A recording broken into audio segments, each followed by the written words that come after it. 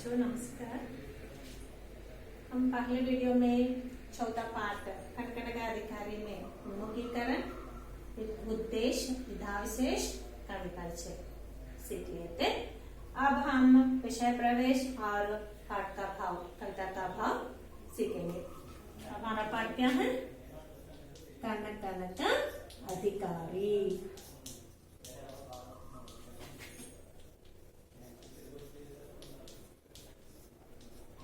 यह कविता पाठ है। इसके कवि कौन है? डॉक्टर रामधारी सिंह दिनकर। डॉक्टर रामधारी सिंह दिनकर जी। वे श्रम का महत्व बताया है। इस पाठ में श्रम का महत्व बताया है।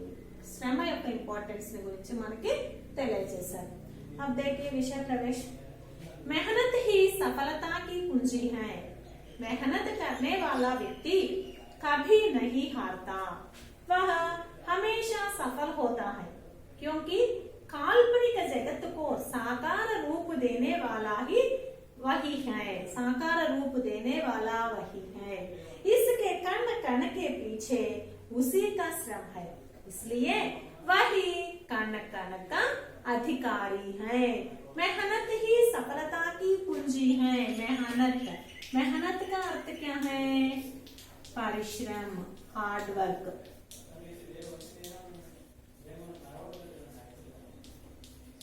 मेहनत ही सफलता की कुंजी है। कुंजी माने की, सक्सेस की की వంటిది। हार्ड वर्क అనేది सक्सेस की की వంటిది। मेहनत करने वाला व्यक्ति, हार्ड वर्क చేసే, పరిశ్రమ करने वाला व्यक्ति, हार्ड वर्क చేసే వ్యక్తి कभी नहीं हारता, ఎప్పటికీ కూడా ఓడిపోడు। वह हमेशा सफल होता है, అతడు ఎప్పుడు కూడా సక్సెస్ అవుతూనే ఉంటాడు। क्योंकि ఎందుకంటే కాల్పనిక జగత్తుకు సాకార రూపు దేనే వాలా వహీ హై। ఈ ఊహాజనితమైనటువంటి ఈ ప్రపంచానికి ప్రత్యక్ష రూపం అతడే। ఇన్ని కనిపెట్టారు అంటే దాని ఎవరు అది అవుతుంది? దానికి మూల కారణం ఎవరు? మానవుడు, హార్డ్ వర్క్। వహి ఇస్కే కణ కణ కే పీచే ఉసీ కా శ్రమ హై। కాబట్టి ప్రకృతిలో ఉన్నటువంటి ప్రతి అణువుకి వెనుక కూడా, ప్రతి దాని వెనుక మనిషి యొక్క హార్డ్ వర్కే ఉంది। इसलिए वही कण कण का अधिकारी है। అందుకే ఆ హార్డ్ వర్క్ కరేగా, పరిశ్రమ करने वाला ही कण कण का अधिकारी है। అణువుకి కూడా హక్కుదారుడు। ఈ ప్రకృతిలో ఉన్న ప్రతి అణువుకి హక్కుదారుడు ఎవరు? ఎవరిది అది అంటే హార్డ్ వర్క్। ఎవరైతే హార్డ్ వర్క్ చేస్తారో అతడే ఈ ప్రతి అణువుకి కూడా, ప్రతి దానికి కూడా హక్కుదారుడు। కాబట్టి అలాంటి హార్డ్ వర్క్ చేసేవాడు ఎప్పుడు కూడా కభీ భీ నహీ హారతే, ఓడిపోడు। హమేషా సఫల్ అవుతా హై, ఎప్పుడు సక్సెస్ అవుతాడు। కాకపోతే కొంచెం ముందు కొంచెం తర్వాత కంపల్సరీ సక్సెస్ అనేది అతడు అవుతాడు। ఫర్ ఎగ్జాంపుల్, ఒక చిన్న ఎగ్జాంపుల్ చూడండి। ఒక అతడు ఇంటర్వ్యూకి అటెండ్ అవ్వాలి। ఒకరేమో హార్డ్ వర్క్ నమ్ముకున్నారు, ఒకరేమో స్మార్ట్ వర్క్ నమ్ముకున్నారు। లిఫ్ట్ లో వెళ్తున్నారు ఒకరేమో హార్డ్ వర్క్। లిఫ్ట్ లో వెళ్ళే వాళ్ళు యాక్చువల్ గా ఫాస్ట్ గా వెళ్ళిపోతారు। వీళ్ళు హార్డ్ వర్క్ చేసే స్టెప్స్ మీద నుంచి వెళ్లే వాళ్ళు కొంచెం లేట్ గా వెళ్తారు, కానీ కంపల్సరీ ఏదో టైంకి రీచ్ అవుతారు। కొంచెం లేట్ గా అయినా సరే పైకి రీచ్ అవుతారు। అదే స్మార్ట్ వర్క్ నమ్ముకొని ఆ లిఫ్ట్ లో వెళ్లే వాళ్ళు ఏమవుతుంది? కొంత దూరం వెళ్ళిన తర్వాత పవర్ పోవచ్చు, లిఫ్ట్ ఏదైనా కావచ్చు, ఏదైనా జరగచ్చు, నమ్మకం లేదు కదా। కంపల్సరీ వీళ్ళు ఈ టైం పర్ఫెక్ట్ గా చేరతారు, కంపల్సరీ అక్కడికి చేరుకుంటారు అన్నటువంటి ఆ నమ్మకం అనేది ఉండదు। అదే హార్డ్ వర్క్ చేస్తే స్టెప్స్ మీద వెళ్లే వాళ్ళు ఒక 10 మినిట్స్ లేట్ గా అయినా సరే తప్పకుండా ఆ గమ్యానికి చేరుకుంటారు। కాబట్టి హార్డ్ వర్క్ చేసేవాళ్ళు, పరిశ్రమ करने वाला कभी भी नहीं हारता, हार्ड वर्क చేసేవాడు ఎప్పటికీ ఓడిపోడు। हमेशा सफल होता रहता है, सब कुछ हासिल कर सकते हैं। परिश्रम करने से हम सब कुछ हासिल कर सकते हैं। హార్డ్ వర్క్ చేస్తే మనం దేన్నైనా కానీ సాధించుకోవచ్చు, మరి ఎప్పుడు సక్సెస్ అవుతానే ఉంటాం। ఈ పాఠము భీష్మ పితామహుడు యుధిష్ఠిరునికి, యుధిష్ఠిరుడు అంటే ధర్మరాజు, పాండవుల్లో అగ్రజుడు, పెద్దవాడు యుధిష్ఠిరుడు, ఆయన పేరే ధర్మరాజు. యుధిష్ఠిరుడికి సందేశాన్ని ఇస్తూ ఉంటారు. ఇలా ఏ సందర్భంలో అంటే ఇది కురుక్షేత్ర అనే కావ్యం నుంచి తీసుకోబడింది కదా. కురుక్షేత్ర యుద్ధం జరుగుతుంది. కురుక్షేత్ర యుద్ధంలో ఎవరు విజయాన్ని పొందుతారు?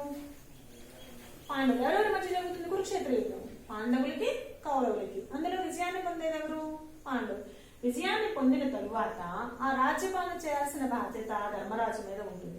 కానీ అతడు యుద్ధం అంతా అయిపోయి బయట చూస్తే ఎక్కడికక్కడ శవాలు గుట్టలు గుట్టలుగా పడిపోయి ఉంటాయి. అనేక లాఖం లోగు మారు చుకే.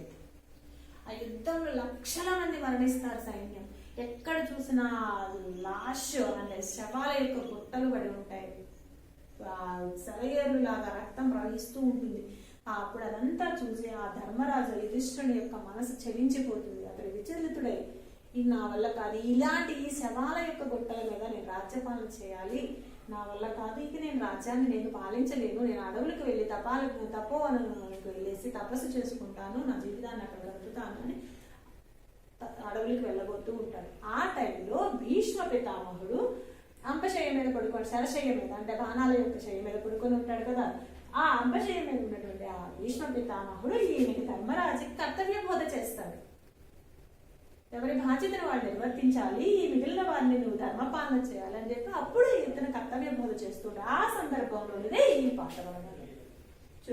ఏక్ మనుష్య సంచిత करता है अर्थ पाप के बल से और भोगता उसे दूसरा भाग्यवाद के छल से।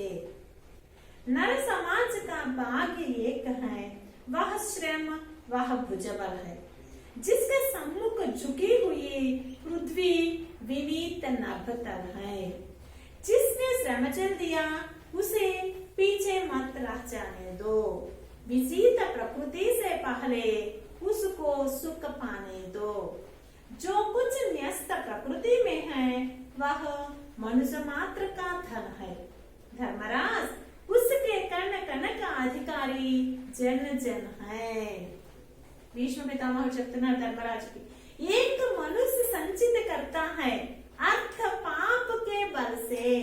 अर्थ अर्थ అంటే టూ మీనింగ్స్ ఉన్నాయి ఇక్కడ. విత్ సంపద సంపత్తి, ఇంకొకటి మీనింగ్ కిసి శబ్ద కా అర్థ. ఇక్కడ మనకి అర్థం అంటే మీనింగ్ ఏంటి? విత్ సంపత్తి ధనం. एक मनुष्य अर्थ को पाप के बल से संचित करता है। संचित करना అంటే जमा करना, इकट्ठा करना, जमा करना या इकट्ठा करना, పోగు చేయడం, కలెక్ట్ చేయడం. ఒక మనిషి పాపపు బలంతో ధనాన్నంతా కూడగడితే, సంపదనంతా కూడగడితే और भोगता उसे दूसरा भाग्यवाद के छल से, दूसरा व्यक्ति उसे भाग्यवाद के छल से भोगता है. రెండో వాడు అదృష్టమైనటువంటి మోసముతోటి దాన్ని అనుభవిస్తాడు. ఒక వ్యక్తి పాపపు బలంతో ధనాన్ని కూడగడితే రెండో వాడు అదృష్టమనే మోసముతోటి ఆ ధనాన్ని అనుభవిస్తాడు. ఫర్ ఎగ్జాంపుల్ రాజు ఉన్నాడు, రాజ్యాధిక విస్తరణ కానీ ఆ సోల్జర్స్ ఆ రాజ్యంలో పనిచేసే వాళ్ళు వాళ్ళందరూ కష్టపడేది వాళ్ళందరి పాప బలంతో రాజు తన రాజ్యాన్ని ధనాన్ని కూడగడతాడు. ఆ రాజు కుమారుడైన కారణంగా, పుత్రుడైన కారణంగా ఇతడు ఎటువంటి హక్కు లేకపోయినప్పటికీ, ఎటువంటి అధికారం లేకపోయినప్పటికీ కూడా ఆ రాజ్యానికి రాజు అవుతాడు. ఎవరు? రాజకుమారుడు. ఎందుకని? కేవలం రాజుకు పుత్రుడైన కారణంగా, రాజుకు జన్మించిన ఒక అదృష్టమైనటువంటి ఆ కారణం చేతనే అతడు దానికి రాజు అవుతాడు. అంతేగాని దాని విస్తరణకి దానికి రాజ్యానికి పాటుపడినటువంటి ప్రజలు ఎవరైనా రాజు అవుతారా? రాజు కాదు. మళ్ళీ రాజు అయ్యేది ఎవరు? రాజు తర్వాత రాజు అయ్యేది ఆయన కుమారుడే. ఆయన ఏమైనా కష్టపడి సంపాదించాడా? లేదు. కానీ ఆ రాజుకు పుట్టాడు అన్నటువంటి ఒక రాజకుమారుడైన కారణం చేతనే, ఆ అదృష్టం చేతనే అతడు ఆ రాజ్యానికి రాజు కాదు. కాబట్టి एक व्यक्ति अपने पाप के बल से धन को संचित करता है तो दूसरा अपने भाग्यवाद के छल से उसे भोगता है. రెండో వాడు చల్ చల్ का अर्थ क्या है धोखा మోసం భాగ్యవాదికి చల్సే అదృష్టమైనటువంటి మోసంతో అతడు ఆ సంపదని అనుభవిస్తాడు नर समाज का भाग्य एक है वह श्रम ఆ భుజబల है మానవ సమాజం యొక్క అదృష్టం అనేది ఒకటే नर समाज समाज क्या है नरों का समाज तत्पुरुष समास మానవ సమాజానికి అదృష్టం అనేది భాగ్యం అనేది ఏంటిది అంటే ఒకే ఒకటి అదే श्रम और भुजबल है श्रम और भुजबल है అదే శ్రమ మరియు భుజశక్తి मानव समाज का भाग्य एक ही है नर समाज का भाग्य एक ही है वही श्रम और भुजबल है अदे श्रम हार्ड वर्क మరియు भुजशक्ति जिसके सम्मुख उस श्रम और भुजबल के सम्मुख या श्रम करने वाले के सम्मुख झुकी हुई पृथ्वी विनीत नभतल है ఎవరైతే హార్డ్ వర్క్ చేస్తారో जिसने श्रम करता है ఎవరైతే హార్డ్ వర్క్ చేస్తారో जिसे जो व्यक्ति श्रम करता है ఏవైతే హార్డ్ వర్క్ చేస్తారో उसके सम्मुख पृथ्वी पृथ्वी का अर्थ भूमि नभतल नभतल आकाश पाताल भूमि आकाश पाताలన్నీ కూడా इसके सम्मुख सिर झुकते हैं अतने एदुरुगा तल ఉంచుతాయి किसके सम्मुख श्रम करने वालों के सम्मुख हार्ड वर्क చేసేటువంటి వారి ఎదురుగా భూమి ఆకాశ పాతాలన్నీ కూడా తల ఉంచుతాయి नर समाज का भाग्य एक है वही वह श्रम वह भुजबल है मानव समाज का भाग्य मानव समाज का भाग्य एक ही है मानव समाज अदृष्टम ఒకటే అదే శ్రమ అదే భుజబల जिसने श्रम दल दिया उसके सम्मुख भूमि आकाश पाताल तक झुकते हैं ఎవరైతే హార్డ్ వర్క్ చేస్తారో అతని ఎదురుగా భూమి ఆకాశాలన్నీ కూడా తల వంచుతాయి जिसने श्रम जल दिया उसे पीछे मत रह जाने दो इसलिए जिसने श्रम जल दिया ఎవరైతే హార్డ్ వర్క్ చేస్తారో శ్రమ జల్ శ్రమ का जल तत्पुरुष समास जिसने श्रम जल दिया ఎవరైతే హార్డ్ వర్క్ చేస్తారో उसे అతనిని पीछे मत रह जाने दो వెనుక ఉంచవద్దు जाने दो जाना ఒక క్రియ देना ఒక క్రియ రెండింటిని కలిపి రాస్తాం జానే దో వీటిని సంయుక్త క్రియలు అంటారు అంటే ఆజ్ఞానార్థకంగా అనుమతి బోధక శబ్దాలు అంటారు వీటిని ఆర్డర్స్ కానీ పర్మిషన్స్ కానీ వాడతారు ఇది సంయుక్త క్రియ జానేదో పానేదో లిఖనేదో రాయనివ్వు వెళ్ళనివ్వు తిఖానేదో తిననివ్వు దేఖనేదో చూడనివ్వు ఇలా రెండు క్రియలు కలిపి ఒకే క్రియగా రాస్తారన్నమాట ఆజ్ఞలకు కానీ ఆర్డర్స్ కానీ లేదా పర్మిషన్స్ అనుమతి బోధక శబ్దాలు అంటారు उसे पीछे मत रह जाने दो ఎవరైతే जिसने श्रम जल देता है उसे कभी भी पीछे मत रह जाने दो ఎవరైతే హార్డ్ వర్క్ చేస్తారో వారిని ఎప్పుడు కూడా వెనుక ఉంచవద్దు పీछे పీछे అంటే బ్యాక్ వెనుక దీనికి ఆపోజిట్ ఏమొస్తుంది విలోమ శబ్దం ఆగే యాసెస్ క్వశ్చన్స్ లో పోయం క్వశ్చన్స్ లో అడుగుతుంటారు विजीत प्रकृति से पहले उसको सुख पाने दो इस विजीत प्रकृति में ఈ జయించినటువంటి ప్రకృతిలో పహలా సుఖ ఉస్కో హి పానే దో ఉసే హి పానే దో మొత్తం ఈ జయించినటువంటి ప్రకృతిలో మొదటి సుఖాన్ని ఎవరిని పొందనివ్వాలి అంటే శ్రమ కర్నే వాలా ఉస్సే ఉస్సే అంటే అక్కడ శ్రామిక శ్రమ కర్నే వాలా ఎవరైతే హార్డ్ వర్క్ చేస్తారో అటువంటి వారిని ఎప్పుడు కభీ भी जो श्रम जल देता है उसे कभी भी पीछे मत रह जाने दो इस विजीत प्रकृति में పహలా సుఖ్ ఉసే హి పానే దో ఈ జయించినటువంటి ప్రకృతిలో మొదటి సుఖాన్ని ఆ శ్రామికుడిని పొందనివ్వు जो कुछ न्यस्त प्रकृति में है वह मनुष्य मात्र का धन है न्यस्त न्यस्त का अर्थ क्या है? रखा हुआ। न्यस्त అంటే రఖా హువా, ఉంచబడినటువంటి. जो कुछ न्यस्त प्रकृति में है, ఈ ప్రకృతిలో ఏదైతే ఉంచబడిందో, जो रखा हुआ है, ఏదైతే ఉంచబడిందో, वह మనుష్య మాత్ర का धन है. అది సంపద అంతా ఎవరిది? మానవుడిది, మానవ మాత్రుడు.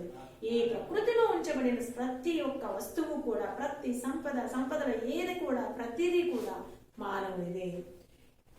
ఏ ధర్మరాజ్, उसके कर्ण कर्ण का अधिकारी జన్ జన్ హై. ఓ ధర్మరాజా, దాని అణువుకి హక్కుదారుడు ఎవరు అంటే జన్ జన్, హరేక్ జన్, ప్రతి ఒక్క పౌరుడే, మనిషి, జనం.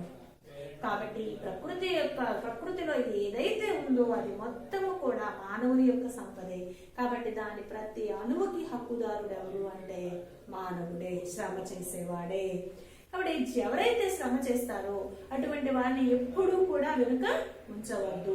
ఈ జయించిన ప్రకృతిలో ప్రతి అణువు కూడా అణువుకి హక్కుదారుడు అతడే. కాబట్టి ఈ జయించిన ప్రకృతిలో మొట్టమొదటి సుఖాన్ని ఆ శ్రామికుడినే పొందలేవు. అలాగే జిస్నే శ్రమ జల్ దేతా హై దియా, జో శ్రమ జల్ దేతా హై, ఎవరైతే హార్డ్ వర్క్ చేస్తారో ఉస్కే ఆగే పృథ్వీ ఆకాశ జుకుతే హై, భూమి ఆకాశాలు కూడా హార్డ్ వర్క్ చేసే వారి ఎదురుగా తల వంచుతాయి. हे धर्मराज, इसलिए कर्ण कर्ण का अधिकारी जन जन है. అణువుకి హక్కుదారుడు ఎవరు అంటే ప్రజలే అని భీష్మ పితామహుడు ఈ ధర్మరాజుకి, యుధిష్ఠిరుడికి కురుక్షేత్ర యుద్ధానంతరం హితోపదేశాన్ని ఇస్తాడనమాట. అది ఈ పాఠం యొక్క ఇంపార్టెన్స్. ఈ పాఠం యొక్క ఇంపార్టెన్స్ ఏంటి? మెయిన్ అంటే శ్రమ కా మహత్వ బతానా, శ్రమ ఏవ జయతే, శ్రమ చేసిన వాడు తప్పకుండా జయిస్తాడు. శ్రమ యొక్క ఇంపార్టెన్స్ తెలియచేయడమే ఈ పాఠం యొక్క ముఖ్య ఉద్దేశం. जो श्रम करता है, परिश्रम करता है, वह कभी भी नहीं हारता. मेहनत करने वाला हमेशा सफल होता है. హార్డ్ వర్క్ చేసేవాడు ఎప్పుడు కూడా సక్సెస్ అవుతాడు, ఎప్పుడు అతడు ఓడిపోడు. మెహనత్ కర్నే వాలా సబ్ కుచ్ హాసిల్ కర్ సక్తే హై. హార్డ్ వర్క్ చేసేవాడు అన్నిటినీ కూడా, దేనినైనా కూడా అతడు సాధించుకోగలుగుతాడు. इसलिए हमारे जीवन में श्रम का बड़ा महत्व है. श्रम करने वाला कभी भी नहीं हारते. ఇందువల్లే మన జీవితంలో శ్రమకి చాలా ఇంపార్టెన్స్ ఉంది. శ్రమ చేసేవాడు ఎప్పుడు కూడా ఓడిపోడు. శ్రమ ఏవ జయతే. అర్థమైందమ్మా ఇది? సార్ దీనిలో క్వశ్చన్ ఆన్సర్స్ చూడండి, ఎక్స్ప్లెయిన్ చేస్తాను. 4th లెసన్ లో మెటీరియల్ క్వశ్చన్స్ కూడా ఒకసారి చూసుకోండి.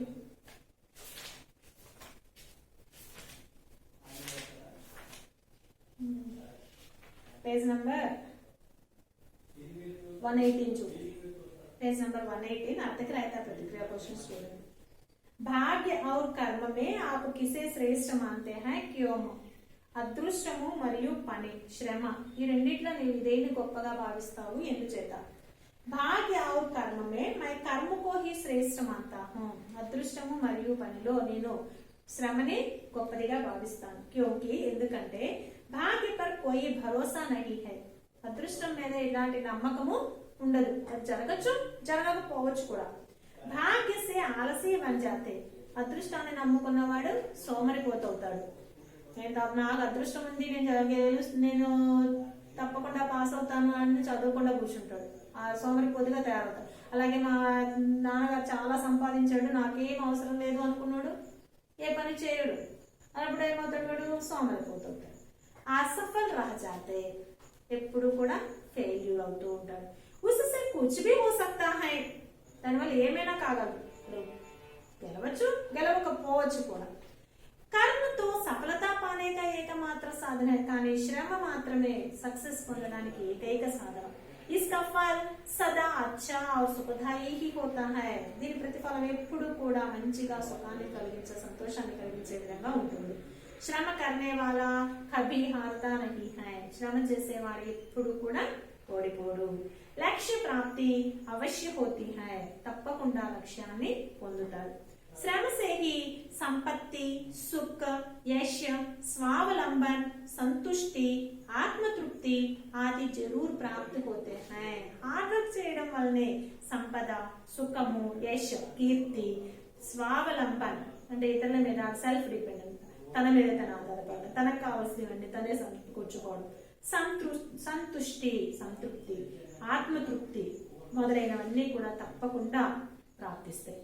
कर्मशील व्यक्ति कभी किसी की परवाह भी नहीं करता है। హార్డ్ వర్క్ చేసేవాడు ఎప్పుడు ఎవరిని కూడా లెక్క చేయని అవసరం లేదు, ఎవరికి భయపడవలసిన అవసరం ఉండదు। శ్రమ के बल पर हम क्या क्या हासिल कर सकते हैं। శ్రమ యొక్క బలం చేత మనం వేటిని పొందగలం, జయించగలం। మానవ జీవన్ में श्रम का ही महत्व अधिक है। మానవ జీవితంలో శ్రమ యొక్క ఇంపార్టెన్స్ చాలా ఎక్కువ। శ్రమ से ही हम इच्छित फल प्राप्त कर सकते हैं। హార్డ్ వర్క్ ద్వారానే మనకి ఇష్టమైనటువంటి ఫ్రూట్ ని అంటే ఫలితాన్ని పొందగలం। भाग्य की अपेक्षा श्रम के बल पर जीत, सफलता, सुख, चैन, ओहदा, संपत्ति, यश आदि हासिल कर सकते हैं। అదృష్టం కంటే కూడా శ్రమ ద్వారానే గెలుపు, సక్సెస్, అలాగే సుఖము, శాంతి, ఓహద, హోదా, సంపద, కీర్తి మొదలైనవన్నీ కూడా మనం పొందగలుగుతాం। असंभव को भी संभव बनाकर विजय हासिल कर सकते हैं। అసంభవాన్ని కూడా సంభవంగా చేసి జరగని దాన్ని కూడా మనం జరిగే విధంగా చేయగలుగుతాం, చేసి మన విజయాన్ని పొందగలం। अपना लक्ष्य प्राप्त कर सकते हैं। మన లక్ష్యాన్ని పొందగలుగుతాం। जीवन को उज्जवल बना सकते हैं। జీవితాన్ని గొప్పగా తీర్చిదిద్దుకోగలుగుతాం। రెండు క్వశ్చన్స్। నెక్స్ట్ పేజ్ నెంబర్ 121 లో సారాంశం చూద్దాం, ఇంపార్టెంట్। कवि ने मजदूरों के अधिकारों का वर्णन कैसे किया है। మజదూరు లేబర్ కూలీల యొక్క వర్ణన, శ్రామికుల యొక్క హక్కులను ఏ విధంగా వర్ణించారు కవి। अपने शब्दों में लिखिए, మీ మాటల్లో రాయండి। कविता का नाम कनकन का अधिकारी, कवि का नाम रामधारी सिंह दिनकर, उपाधि बिरुद राष्ट्रकवि, जीवन काल 1908 से 1974, 1908 to 1974, पुरस्कार ज्ञानपीठ ఊర్వశి కావ్యానికి జ్ఞానపీఠ అవార్డు వచ్చింది। रचनाएं कुरुक्षेत्र, रश्मिरथी, रेणुका, परशुराम की प्रतीक्षा, रसवंती आदि। पद्मश्री दिनकर की रचनाएं देशभक्ति और राष्ट्रीय भावना से भरी हुई हैं। ఈ దినకర్ గారి రచనలన్నీ కూడా దేశభక్తి మరియు జాతీయత భావాలతో నిండి ఉంటాయి। కన్న కనక అధికారి నామక కవిత కురుక్షేత్ర से ली गई है। కన్న కనక అధికారి అనేటువంటి కవిత కురుక్షేత్ర అనే కావ్యం నుంచి తీసుకోబడింది। इसमें आपने श्रम का महत्व स्पष्ट करते हुए దీనిలో అతను శ్రమ యొక్క ఇంపార్టెన్స్ తెలియజేస్తూ మజదూరోं के अधिकारों पर प्रकाश डाला है। శ్రామికుల యొక్క హక్కులని గురించి వర్ణించారు। కవి कहते हैं कि मेहनत और भुजबल ही मानव संसार అంటే శ్రమ మరియు భుజశక్తి మానవ జీవితానికి ఏకైక ఆధారం। मेहनत ही सफलता की कुंजी है। हार्ड वर्क के सक्सेस की వంటిది। मेहनत करने वाले व्यक्ति कभी नहीं हारते। हार्ड वर्क చేసే వ్యక్తి ఎప్పుడూ ఓడిపోడు। वे हमेशा सफल होते हैं। వాళ్ళు ఎల్లప్పుడూ సక్సెస్ అవుతారు। सारा संसार उनका आदर करता है। ప్రపంచం మొత్తం కూడా వారిని గౌరవిస్తుంది। उनके सम्मुख पृथ्वी और आकाश भी झुक जाते हैं। వారి ఎదురుగా భూమి ఆకాశాలు కూడా తల వంచుతాయి। श्रम ही जीवन की असली संपत्ति समझने वाले మజదూరోं को శ్రమే జీవితం యొక్క అసలైన సంపదగా భావించేటువంటి శ్రామికులకు సుఖం से कभी वंचित नहीं करना चाहिए। అలా శ్రమే అసలైన సంపదగా భావించేటువంటి శ్రామికుల్ని సుఖాల నుంచి ఎప్పుడూ కూడా వంచింప చేయకూడదు, మోసగింప చేయకూడదు। खून पसीना एक करने वाले श्रमिकों को ही రక్తము చెమట ఒకటిగా చేసేటువంటి ఆ శ్రామికులకే పహలే సుఖ పానే కా అధికార హై। మొదటి సుఖం పొందేటువంటి హక్కు ఉంది। इसलिए उनको पहले सुख प्राप्त करने देना है। ఇందువల్లనే వారిని మొదటి సుఖాన్ని పొందనివ్వాలి। उनको कभी पीछे नहीं रहने देना है। వారిని ఎప్పుడు కూడా వెనుక ఉంచకూడదు। प्रकृति में जो भी वस्तु रखी हुई है वह समस्त मानवों की संपत्ति है। ప్రకృతిలో ఏ వస్తువు అయితే ఉంచబడిందో అది సమస్త మానవులందరి యొక్క సంపద। ప్రకృతి के कण कण पर मानव का ही अधिकार है। ప్రకృతి యొక్క అణువు మీద కూడా మానవునికి के हक्कु ఉంది खासकर प्रत्येकिंచి श्रम करने वाले व्यक्तियों द्वारा ही संपत्ति संचित होती है ప్రత్యేకించి శ్రమ చేసేటువంటి ఆ వ్యక్తుల ద్వారానే సంపద అనేది కూడబెట్టబడుతుంది శ్రమ से बढ़कर कोई मूल्यवान धन नहीं है హార్డ్ వర్క్ కి మించి ఏ అమూల్యమైనటువంటి విలువైనటువంటి ధనము లేదు अतः అందువలన श्रम करने वाले मजदूरों को कोई अभाव नहीं रहनी है శ్రమ చేసేటువంటి శ్రామికులకి ఎటువంటి లోటు ఉండకూడదు उनको कभी पीछे नहीं छोड़ना नहीं चाहिए వారిని ఎప్పుడు కూడా వెనుక వదలకూడదు सारी संपत्ति पर सबसे पहले उनको ही सुख पाने का अधिकार है ఈ సంపద మొత్తం మీద అందరికంటే ముందు వారికే సుఖాన్ని పొందేటువంటి హక్కు ఉంది यह अक्षरशः सत्य है ఇది అక్షరాల నిజము तभी मानव जाति सुख समृद्धियों से अक्षुण्ण रह सकती है అప్పుడే మన మానవ జాతి సుఖ సమృద్ధులతోటి నిరంతరము ఎంతో గొప్పగా ఉండగలుగుతుంది विशेषता इस कविता शक्ति के बारे में बताया गया है ఈ కవిత శక్తి గురించి చెప్పబడింది ఈ వీడియో చూసిన తర్వాత ఈ రెండు క్వశ్చన్స్ ఈ సారాంశం ఎక్స్ప్లెయిన్ చేశాం కదా ఒకసారి అది చదివి చూడకుండా రాసుకుందాం